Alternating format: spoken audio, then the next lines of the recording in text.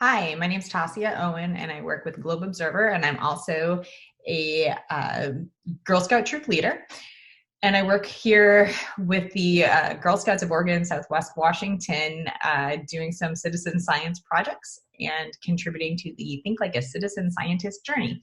Today, I'm going to present to you a little bit about how we created a program out here in Oregon to get girls to earn their 6-meeting journey in one fell swoop on one day. So I am going to share my screen so that you can see the Girl Scouts Think Like a Citizen Scientist badge came out in 2017. And Girl Scouts paired with SciStarter to get girls to be able to sign up to complete these citizen scientist journeys and choose different citizen science projects. You can learn a little bit more about it by that link right there. And these will all be available to you after the webinar as well, as far as I understand.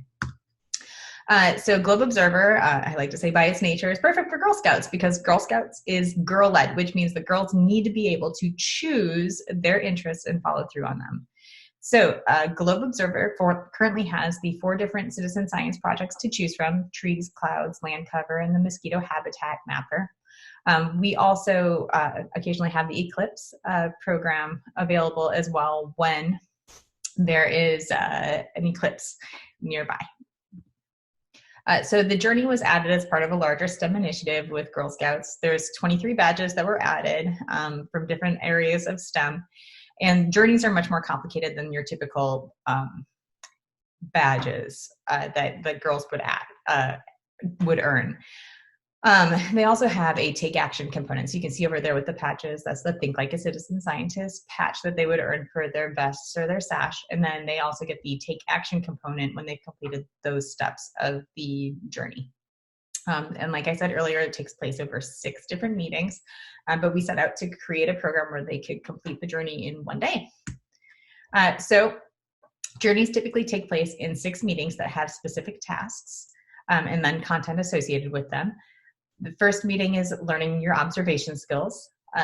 Meeting 2 is focused on analyzing data. Meeting 3, collecting data. Meeting 4, designing the take action projects, completing the take action projects, and then finally, like we like to do in education, is celebrate, because we have to make sure that we take time to celebrate the accomplishments that we've created along the way. So again, that meeting 1 was the observation skills component. So using different parts of the toolkit, girls were able to focus on different concepts from clouds, land cover, mosquitoes, or trees, and focus their observation skills so they could learn a little bit more about thinking like a scientist.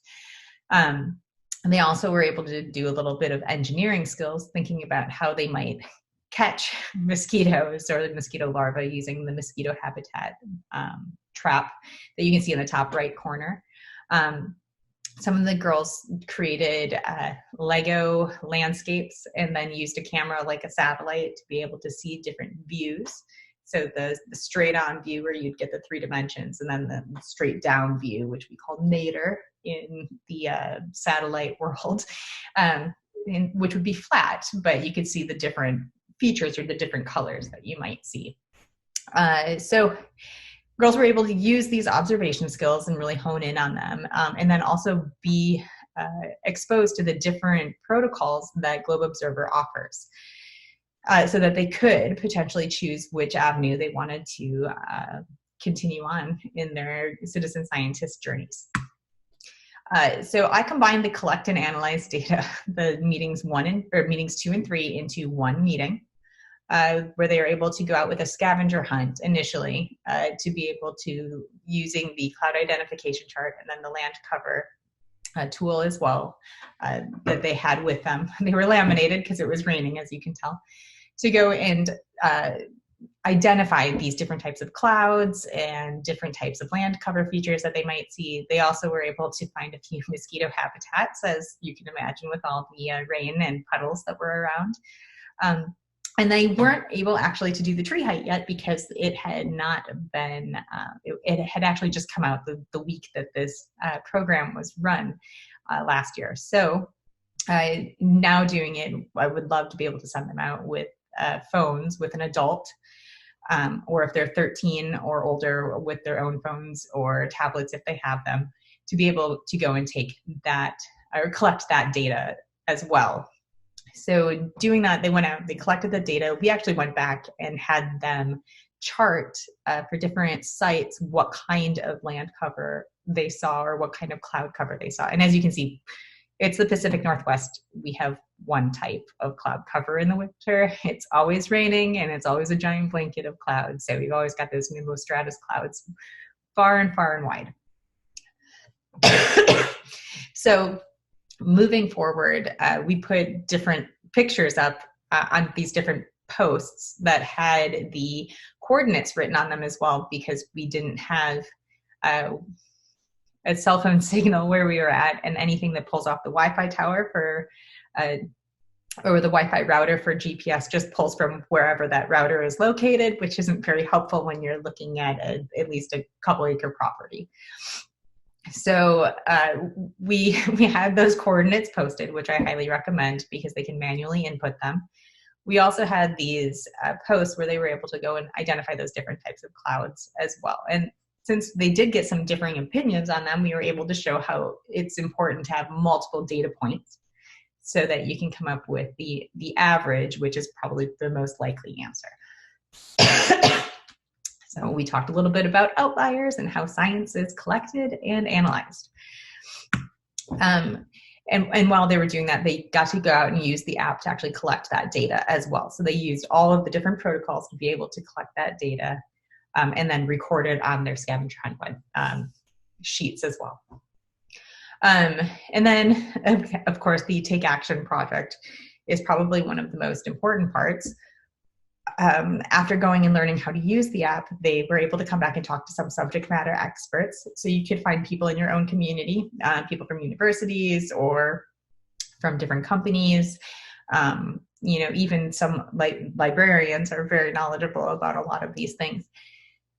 So you could have some people come in and talk to them. We weren't able to have everybody there, so we were actually able to virtually connect with a couple other representatives from Globe Observer that work in these different fields. So we have Marilay from Clouds, and we had Rusty Lowe with the mosquito habitat mapper who had zoomed in, and then we've got Peter Nelson, who's actually the land cover representative that you can see in the top right corner, standing next to the screen. And he actually is local to Oregon, so that was really wonderful that he was able to actually be here. There's lots of really great questions. I was really pretty astounded by some of the insight that a lot of these young girls had, and having the opportunity to connect with people that actually use this type of data in their careers really helped a lot of them think about how they might go and do some take action projects. So some of them were about using their mosquito traps that they had made and using them to collect the data and look at different types of mosquito larvae, and then making sure that they were going around and eradicating mosquito habitats wherever it was possible. Some other ideas were just to take continued observations, so setting out to find a place in their local area that they could continue to observe daily at, so that we can get those continuous data points, which is giving back to the science community. So they are taking action, and it's a pretty small role that you can do on your own. So that was a really good idea. Some girls had personal goals of taking X number of observations or doing all of the different protocols over a time period. And then some talked about forming different citizen science teams and then trying other citizen science projects as well. So trying to do multiple different types of science ways of giving back to the science community was one of the big ones. Another one is that came up when I was speaking with a group of Girl Scouts recently, is that if they were to do the tree height one, they thought about planting the tree themselves and then measuring that tree annually from year to year as well. So they'd be actually giving back and doing citizen science at the same time. So that was pretty cool. To get started, you can learn how to connect with different troop leaders and councils in your area by using that link right there to just find councils in whatever state it is that you're located. And then you can also join or create teams as well, which I'm sure that other people have probably spoken about today, since that's one of the major components of the Trees Challenge. So really, depending on if you're a troop leader or if you're a person in the community that's trying to run programming with Girl Scouts, there's different ways of going about this. But mostly, Girl Scout leaders have a tool called the Volunteer Toolkit that they can use to access some other information that they could use in their own programming at the troop scale. If you're looking to do some larger scale programming like we did, I have other available resources, and you're welcome to contact me, and I can send those out to you as well as just checking on the toolkit site.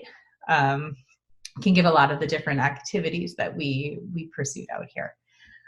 So one of the big things is you just got to make sure that you're registering in SciStarter for your troop or for your council or whatever group it is that you're working with, and then making sure that the people that are attending have a citizen science or a Globe Observer account. So they will also register in SciStarter and then be added to the larger troop or council. And then as part of that, they'll also be able to participate at that level. When you do set up those accounts through SciStarter, you'll get a unique URL that you can distribute to have people sign up using. So they will be added to the larger group that way. You can also manually add people too. So if it becomes a hurdle that's just too much to get over, you can always bypass it and do it manually. And then again, one of the big things is that if you're the kids in your troop or that are participating are under 13 years old, they need to be using an account or setting up an account with an adult, a guardian or troop leader, just because those are the laws and we like to follow the laws. So that's essentially how you get started. And when you do make those teams, you generate a referral code. So those referral codes can be distributed as well, along with that unique URL, so that when girls register in Globe Observer and in SciStarter with that URL, they're able to go and join the specific team that you put together as well. So that could be the council, it could be a troop, it could just be for that program for that day as well. So those are all the ways of registering, which can be a lot. But it's really important that we get all that information in there so that we can give you guys the best experience possible. So if you have any questions, because I know that's a lot of information that I just threw at you, feel free to reach out to me. My email address is tassia.owen@nasa.gov. I'm happy to answer any questions. I'm also happy to send you any of those materials that I used with the program out here. We're working on getting them in a format that's a little bit more user-friendly than just my sketchy notes. But they are available, and I'm happy to share them if you would like some. So again, thank you for your time, and I appreciate you guys working on citizen science, and keep up the good work for science. Thanks.